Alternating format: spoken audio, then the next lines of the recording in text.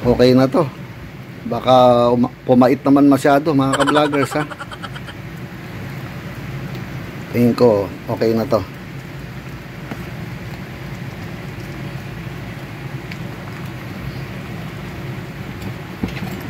Natin.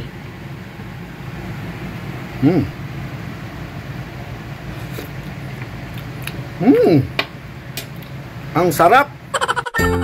Mga ka-vloggers, welcome po sa akin channel. Sana'y magustuhan po ninyo ang video na ito. Paki-like, share, and subscribe na lang po mga ka-vloggers. Eto na naman po ang aking pinakabagong vlog. Hello mga ka-vloggers! Welcome po sa aking channel, ang Ferdy's Travel Vlog. Mga ka-vloggers, hindi tayo ta-travel ngayon.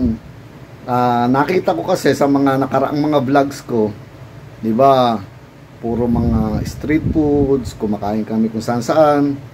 So, naisip ko lang, bakit di ko kaya subukan na ipagluto naman kayo? Yes, tama po yun mga ka-vloggers. Tama yung narinig nyo. Si ka-vlogger ninyo, ipagluluto po kayo ng isa sa mga paborito kong iniluluto. Alam nyo po kasi, hindi naman marami ang alam ko iluto eh. Madalas si Madam ka-vlogger po ninyo ang in charge sa ganun. Pero, etong putahing ito, paborito po ito ng mga Pilipino. Ano pong ulam to? At alam ko, mahusay din ako kahit papano rito sa pagluluto nito. Ito po ay ang munggo. Tama yun mga ka-vloggers. Magluluto po tayo ng munggo. So, hinanda ko na po mga ka-vloggers itong mga sangkap. Gaya po nitong ating munggo. Pinakulong ko na po siya. Sandali mga ka-vloggers, ito tingnan po ninyo ha. Ayan na siya oh. Kumukulo na siya. At medyo malambot-lambot na po yan. Ayan oh. So, para maging ano bang tawag nila dyan mga ka-vloggers, yung naghihiwa-hiwalay o parang malagkit ang dating niya, kailangan pakuluan mo siya ng todo at kailangan pinipiga-piga mo po sa sides mga ka-vloggers. Ayan oh. Malabo, tawag nila doon, malabo. Naalala ko na. So, ang kailangan lang sa ganyan, medyo tsatsagain nyo na, dudurugin nyo po sa gilid na ganyan mga ka-vloggers. No? Kung ako lang kasi mga ka-vloggers, ang hilig ko kasi sa munggo ay yung medyo sana tuyo. Sabi nga. Kaya lang, si madam nyo ayaw niya ng ganon. Gusto niya yung medyo may sabaw. Hindi niya makain pag yung parabang kalamo kakaunti ang sabaw. So, ibibigay natin kung ano gusto niya. Alam niyo kasi mga ka-vloggers, ang pagluluto naman ng munggo, halos pare-pareho lang naman po yan eh. Pare-pareho halos din mga sangkap. Pero minsan magtataka ka rin, iba-iba rin ang lasa eh. So, siguro kanya-kanyang diskarte na lang yon. So, ihahanda natin dito yung mga iba pang sangkap niya. Ito mga ka-vloggers, siniwa-hiwa ko na rin po ito. Itong bawang, medyo dinurog ko na siya. At babalatan na natin. Alisin natin yan at hiwa-hiwain, no? Andito na rin po yung kamatis. Nilalagyan ko ng kamatis yan mga ka-vloggers para masarap. At nandito na rin po yung sibuyas, no? Ngayon mga ka-vloggers, eto na rin yung aking dahon ng ampalaya. Dami oh. Pag bumila ako nito, laging marami. Ang ganda nga po mga ka-vloggers kasi may mga bunga-bunga pa yan. Ayan oh. Nakita ko nga kanina, ang ganda nitong nabili ko. Ayan oh, lalaki pa ng bunga. Kinakain ko yan mga ka-vloggers. Sabi niyo mapait. Yan po ang mga sustansya. Ayan oh, daming bungang maliliit oh. So, hihimayin ko yan para makuha lang natin yung mga dahon-dahon. At ano pa bang sangkap na kailangan ko rito mga ka-vloggers? Eto. Lalagyan ko rin siya ng konting chicharon. Ha? Medyo kukuha lang tayo ng konti rito mga ka-vloggers. Hindi naman pwedeng lahat yan. At ang isa pang sangkap, Eto, baboy, mga ka-vloggers. So, hihiwain ko yan at ating pakukuluan. Medyo malapit na yung ating munggo. Kailangan kasi ito malambot na malambot para masarap kainin. At gaya ng sinabi ko, parang malabo. Ibig sabihin, para bang durug-durug na lahat yun. Hindi parang buo-buo pa yung munggo, ha? Ayan na siya. Medyo malapit na yung mga ka-vloggers. Sinilaan ko lang yung apoy. Yung iba, pine-pressure cooker nila yan. Kaya lang ako hindi. Mano-manong ganyan lang sa sa kalan. Sa mga ganitong kaldero lang po. Pwede naman siya i-pressure eh. Yung iba, pine-pressure cooker talaga yan. Hindi man ako nagmamadali mga ka-vloggers, di ba? Kaya na medyo dudurugin yung ganun sa sides. Ayan,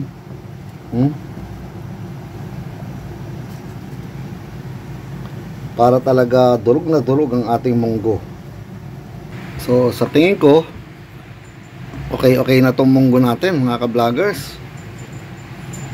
Ayan na, malambot na siya. Good na to.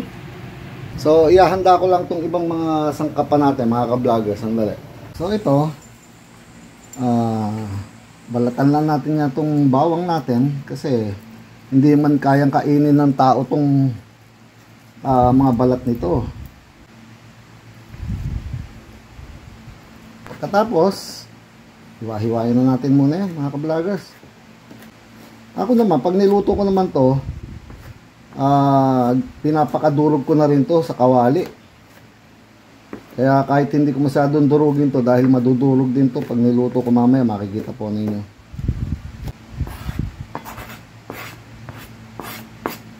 So okay na.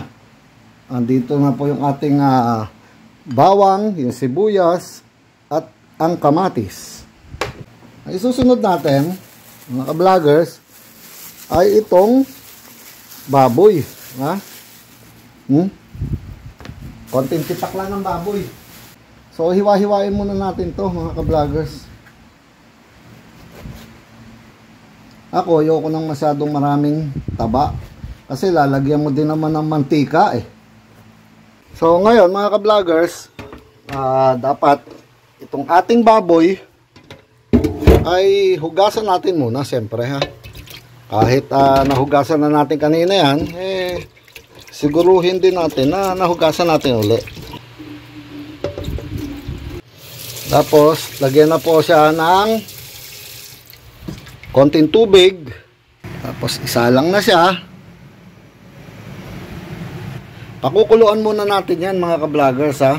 Pero mas maganda, lagyan na natin ng konting rock salt, ha, para medyo may alat yung ating baboy. Sandali.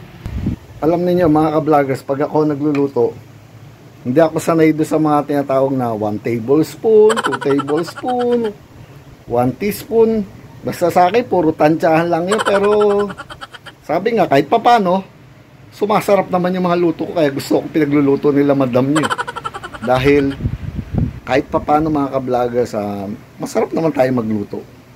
Ayan na, malapit na kumulo yung ating baboy. So lalagyan ko siya ng konting asin. Ayan, may konting akong asin. Konting-konti lang. Ayun. Tapos atin siyang hahaluin ng konti. Ito mga ka-vloggers, palalambutin lang natin siya ng konti, pabayaan natin medyo matutuyo yung tubig natin na yan habang nag-aantay dito yung ating munggo, tapos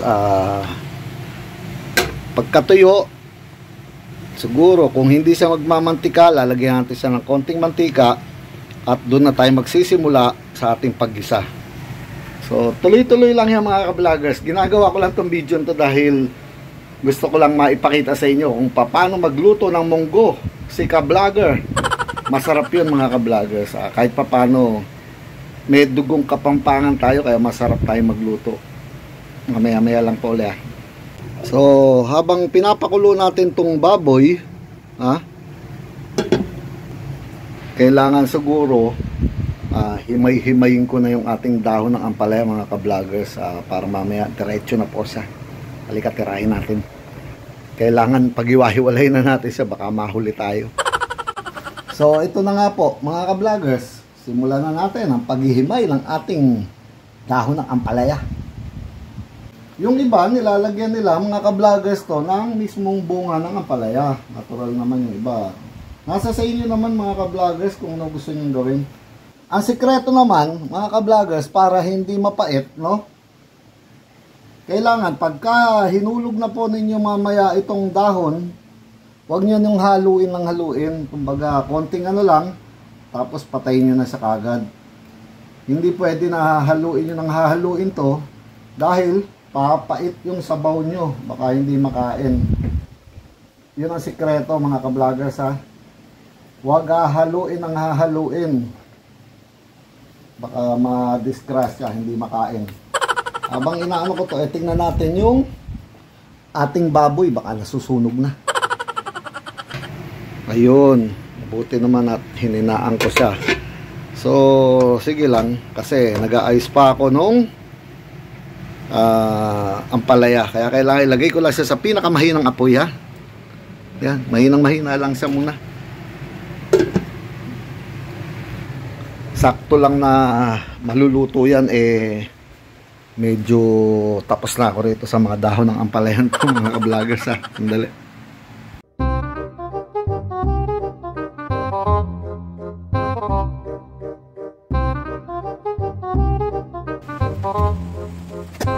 So ngayon, hugasan muna natin itong mga dahon mga ka-vloggers ha. Ayun. Hugas-hugas lang ng dahon. Medyo ibabad na lang natin sila dyan. Kasi siyempre galing sa lapag yan mga ka-vloggers. Kaya kailangan pakahugas ninyo. So pagka medyo ganyan na mga ka-vloggers,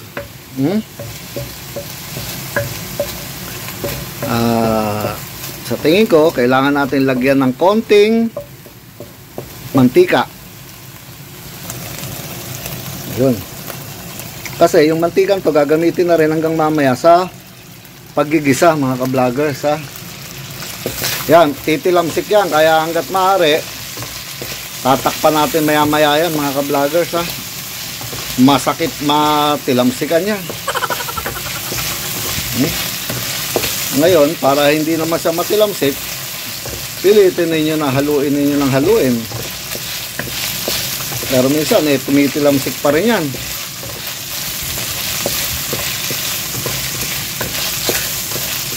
Ayan na siya, titilamsik na yan. Siguro tatakpan ko na itong mga ka-vloggers ha. Sandali. Yun na. Ang lakas. So yun oh. Pakadelikado, di ba? Lalo hawak ko tong camera sa isang kamay ko. Wala akong katulong na nangunguha sa akin. Dali.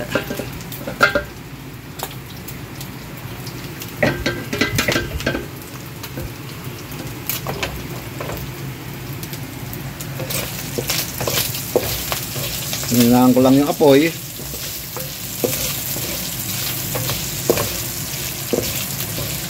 Kailangan siya makuha ninyo na kumatas yan mga ka-vloggers.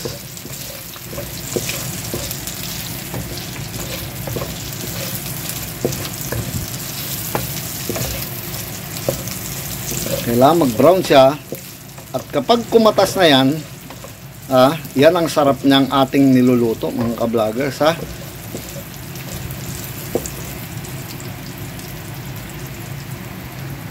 Masarap sana rito mga ka-vloggers ay yung mayroong hipon kaso kagabi ang ulam namin hipon. So wala sa plano na magluluto ako munggo ngayon. Sayang, nahuli. Andali, tingnan niya natin kung may makikita pa akong hipon doon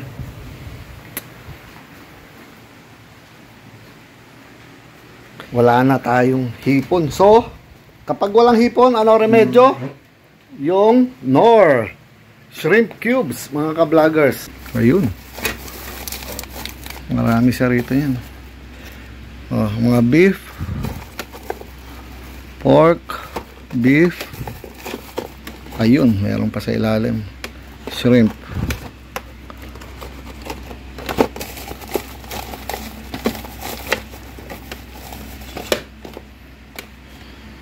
Mahilig sa baking si madam nyo. Kita nyo, ang dami niyang ano,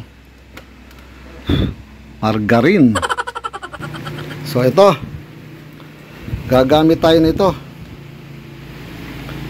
Knorr shrimp cubes. Kapag wala kang hipon na sariwa, yung tunay na hipon, yun na lang ang paraan. Knorr shrimp cubes, mga ka-vloggers. Masarap yan. Lalagyan ko ng dalawa yan. So ito na. Medyo maganda na. So igigilid ko na siya para makapag-gisa na tayo ng bawang, sibuyas at kamatis. So ito, nailagay ko na po yung bawang. Kailangan gilid nyo lang yung baboy dyan. Huwag nyo nang alisin. Ito na muna, ha. Gagawin natin medyo brown.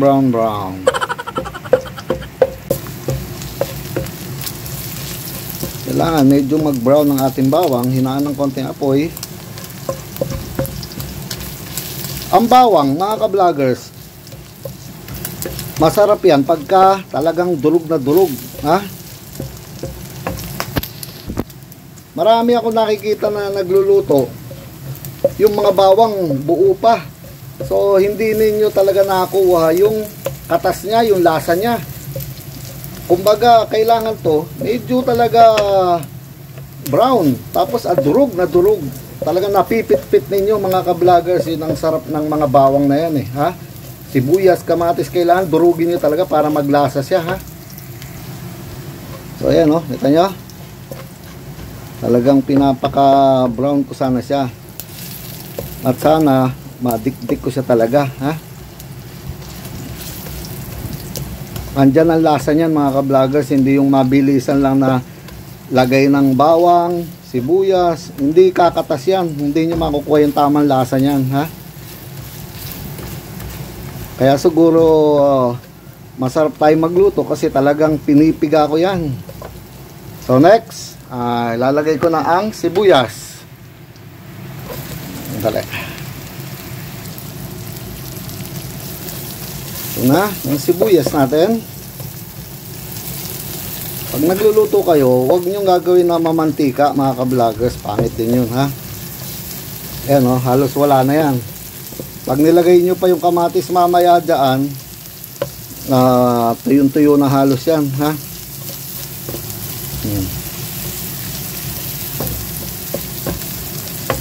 So medyo lutuin lang natin ng konti, tapos iuhulog na natin ang kamatis.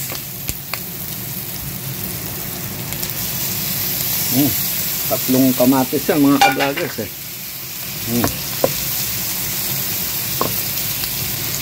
Ayan lang natin siya maluto, ha. Tapos kukuha na tayo ng dalawang Knorr shrimp cubes, ha. Puno pa to, dalawa lang. Dalawa na pala yan. Ihanda na natin to, ha, para maya maya lang susunod na natin to dito sa ating niluluto. So ayan, pagka naman na kamatis na, sinisiguro ko rin yan, mga ka-vloggers, na talagang pitpit na, kumbaga lutong-luto na. Hindi yung buo-buo pa, ihahalo na ninyo ibang sangkap o ano, wala rin, hindi rin ninyo nakuha yung lasa ng kamatis nyo. Kailangan talaga pitpit na pitpit. Talagang dinikdik ninyo, ibig sabihin talagang niluto ninyo.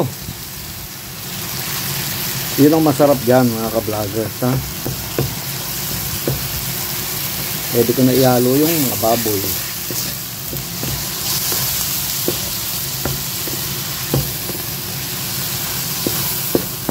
So ilalagay na natin ang ating Knorr shrimp cubes. Ayan, oh. Dalawa.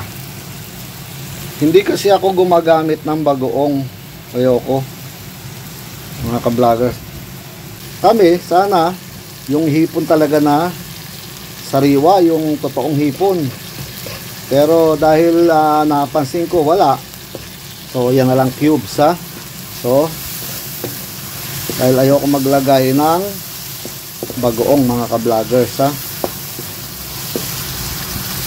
Na. Amoy ko na yung amoy hipon galing sa Knorr shrimp cubes. So pakadikdik ninyo para talaga malasa siya, mga ka-vloggers, ha. Ganyan ako magluto. At maaari talagang pigang-piga yung mga sangkap. So okay na yan. Anong kasunod? Iuhulog na natin ang ating munggo, ha, mga ka-vloggers. Dala, ihulog ko na.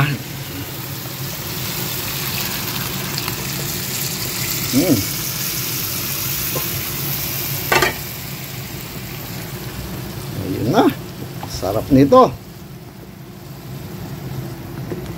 Tapos patakan lang ninyo ng asin according sa taste ninyo. Huwag maalat, mga ka-vloggers, ha. Hindi masarap ang pagkain na maalat. Kaya mag-alala, malinis ang kamay ko. Di ba nga hinugasan natin itong ating ampalaya. Dali, kailan maitapon na pala to.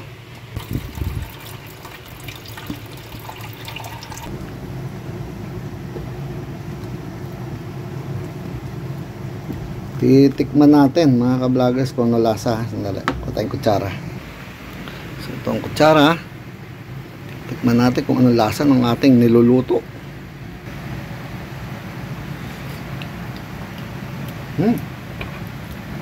Sarap. Walang alat, mga ka-vloggers. Ang sarap-sarap, ha. Hindi biro, masarap po talaga.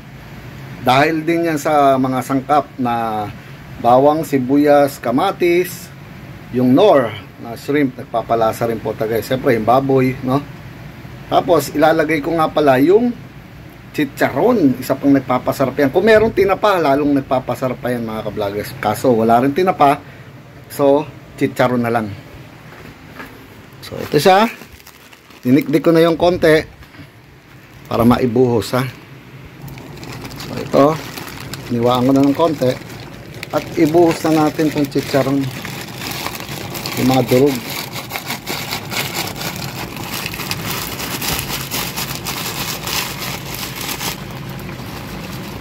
Yun, okay na yan.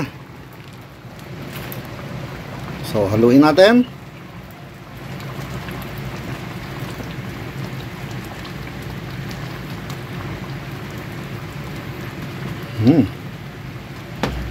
Hinaan natin yung apoy.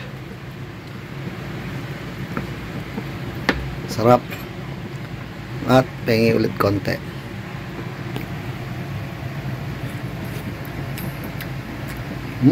Up. Good. So ngayon, ilalagay na natin tong mga ampalaya. Dala ito, mga ka-vloggers, ha.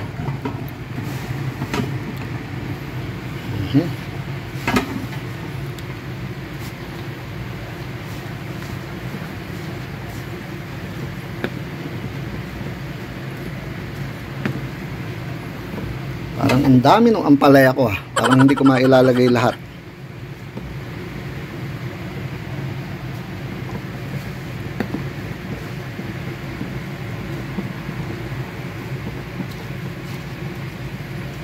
Siguro ang gagawin ko, pag kumain na kami at kung merong matitira o sosobra, dadagdagan ko na lang by the next time. Ayan, ang gusto ko yung mga yan, mga bunga. Okay na to. Baka pumait naman masyado, mga ka-vloggers, ha. Tingin ko okay na to.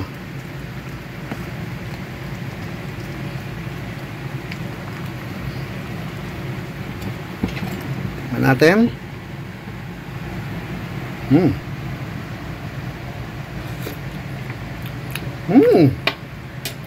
Ang sarap. Napakasarap talaga mga ka-vloggers. So ang gagawin natin to, papatayin ko na yung apoy. Ganda oh, ha? So, papatayin ko na siya. Ayun. At kukuha na tayo para matikman natin mga ka-vloggers, ha? So, sa isang maliit na mangkok, kukuha tayo ng konti mga ka-vloggers, ha? Wow! Ang sarap-sarap naman nito! Ito gusto ko mga ka-vloggers, itong dahon eh.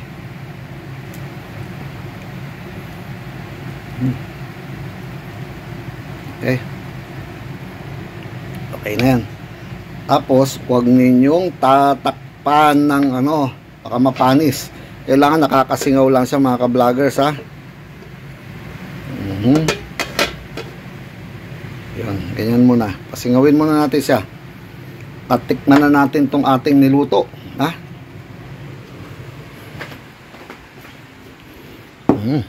Dito na tayo.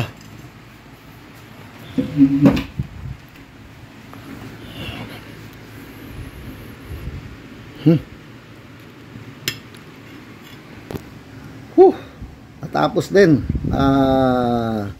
Mahirap din magluto ng munggo talaga. Ang nakakapagod dito yung paglilinis ng ampalaya, yung pag-aalis sa kanyang ano, sanga. Pero ayan, mga ka-vloggers, sarap niyan.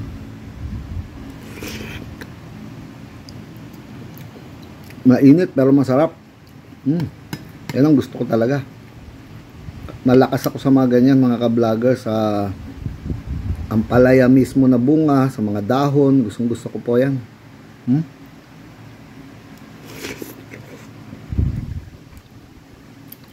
Mainit pero masarap. Number 1, masarap kainin mga ka-vloggers, lalo na meron chicharon. Kaya pagka lalagyan yung chicharon, huwag nyong papakadagdagan ng asin, baka umalat naman, ha. Ayoko lang naglalagay ng bagoong, hindi ako sanay kasi bawal sa atin yun, bagoong. Sarap po.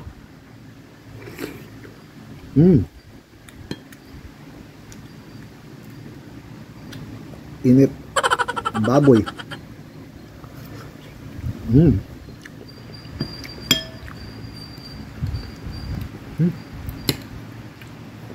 Sarap talaga mga ka-vloggers, napakasarap.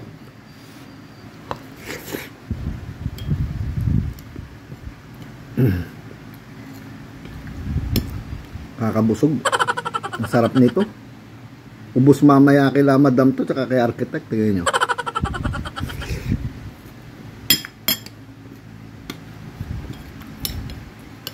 Pakasarap. Number 1. Ganun lang po kasimple. Siguradong matutuwa ang mga kakain, mga ka-vloggers. Ganun lang kasimple, ganun kadali. Kumbaga, kailangan lang sa bawat pagluluto, yun ang technique mga ka-vloggers. Kailangan mapitpit na todo, mag-isa ng maganda yung mga sangkap para makuha talaga ninyo yung lasa niya. Tapos lagi nyo rin tatandaan, natutunan ko to do sa isang pelikula, yung isang sikat na artista, na kapag nagluluto kayo, lagi ninyong lalagyan ng pagmamahal. Bibigyan ninyo ng pagmamahal, ibigay ninyo lahat, ibuhos ninyo yung pagmamahal sa niluluto ninyo at makita nyo sasarap yun. Simple technique, simple tip. So paano mga ka-vloggers? Sana kahit papano ay nag-enjoy kayo at marami pa akong gagawin mga putahe para sa inyo. Kapag hindi tayo kumain sa labas, kapag hindi tayo nag-camping, pagluluto ko po kayo at kahit papano masisiyang kayo at may matututunan kayo rito. Talagang masarap po yung mga yun. So ano pa po sasabihin ko mga ka-vloggers? Eto na naman po ang pinakabagong edisyon ng aking vlog. Paalam mga ka-vloggers, paalam po. Nag-enjoy po sana kayo sa ating pagluluto ng munggo. Paalam, ingat po.